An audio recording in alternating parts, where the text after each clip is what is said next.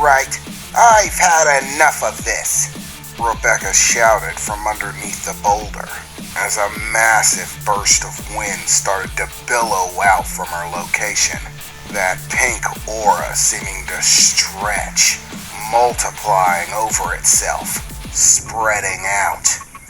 Grand Maxi Maximize, she shouted out as the pink aura around the boulder intensified. Suddenly, my hold on it was all but useless. It started flying in my direction. I tried pushing against it, but it was useless. It didn't even slow it down. In the end, I just had to start running, barely managing to clear the 20-foot radius as it flew by, slamming me in my shoulder and sending me into a spin as the giant stone, covered in heavy metal, ground a path through the soil where I was standing, tearing up grass and stone as it went, before slamming into the ground with a massive impact, shattering the area around it. Pieces of stone lifting up in jagged points all around it as I struggled to get my footing.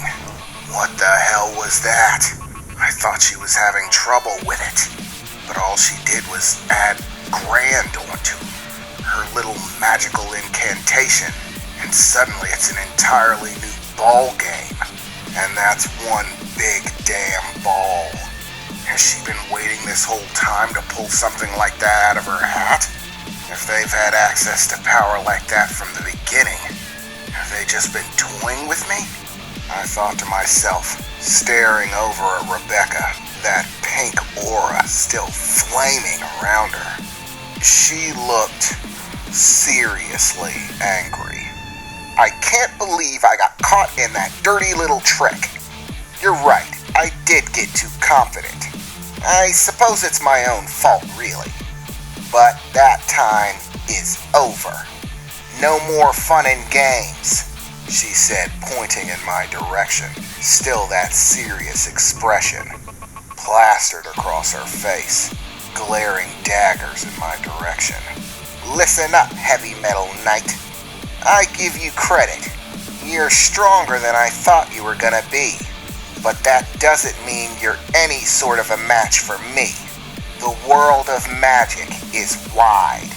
In it, there are mages who possess powers beyond your wildest imaginations. And we, the Wallengard family, are known to stand amongst the strongest of all mages in the world.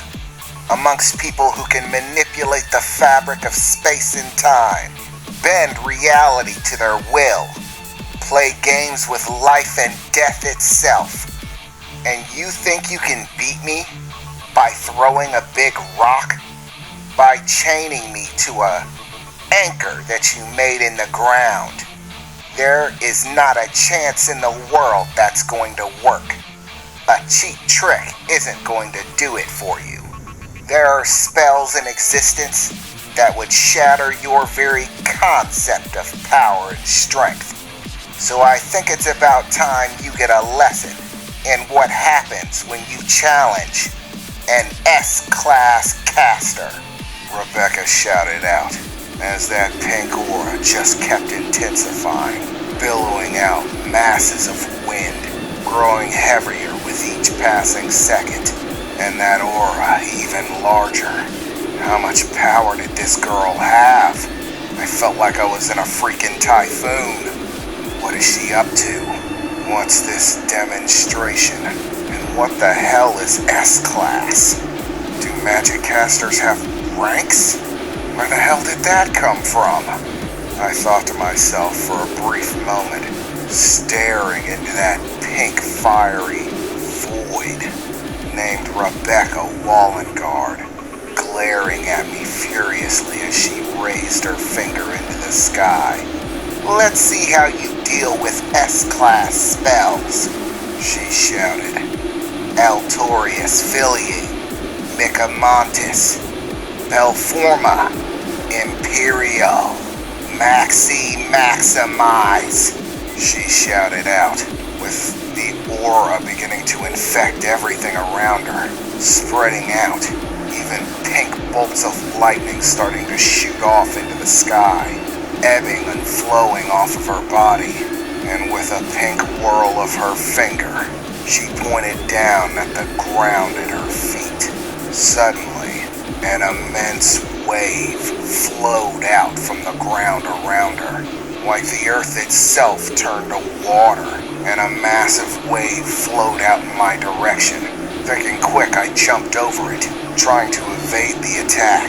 It was fairly big, nearly 15 foot wide. It took some doing to jump over it, landing on the other side as it passed me by, beginning to subside into the distance. I turned back to Rebecca. Somehow I expected more than just a wave of stone.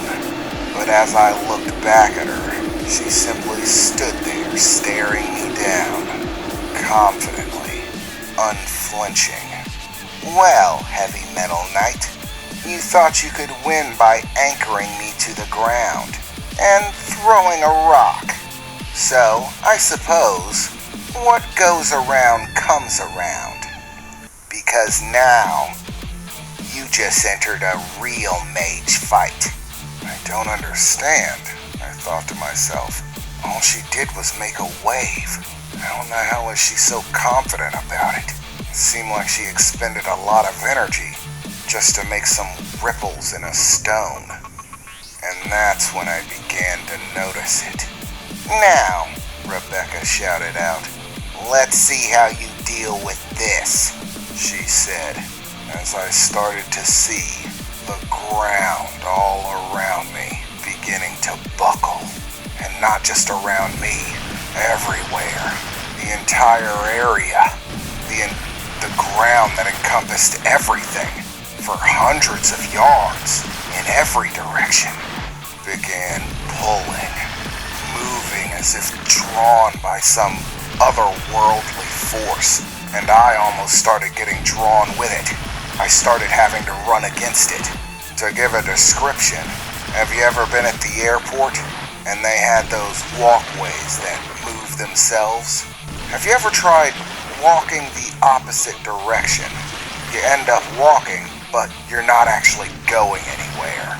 Yeah, like that, except much faster. And it was everything. All of the ground around me flowing in Rebecca's direction. Chunks of it started ripping up, rolling over themselves, all rolling towards her. I had to dodge one after another, punching my way through a few of the smaller segments, until I finally reached a section that seemed like it wasn't moving, like it was safe to stand on. I had to make a jump to get to it, as a piece of earth pulled itself up at the edge, right in front of me. As I cleared it, landing on the other side, starting to feel safe for even just a moment, I turned around to look at Rebecca, to find that all of that earth and stone was piling, stacking on top of itself, portions of trees lodging into the mix, protruding out from this giant shape, beginning to form right underneath Rebecca's feet, lifting her into the air. What the actual hell?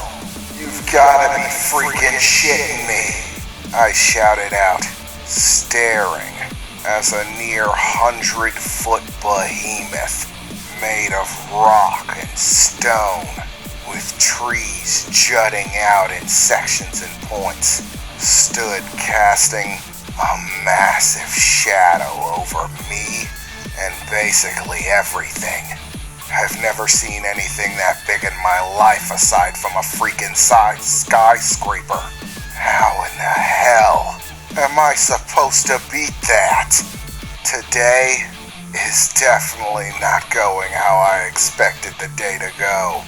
And according to Victor, Alice is stronger than her daughters. How in the hell is anyone supposed to beat that? I thought to myself, staring up at this titan. Earth Spirit Gigantus. See? Now I'm still anchored to the ground, but let's see how powerful it is to you now," Rebecca shouted down from its shoulder. I was barely able to hear her from all the way up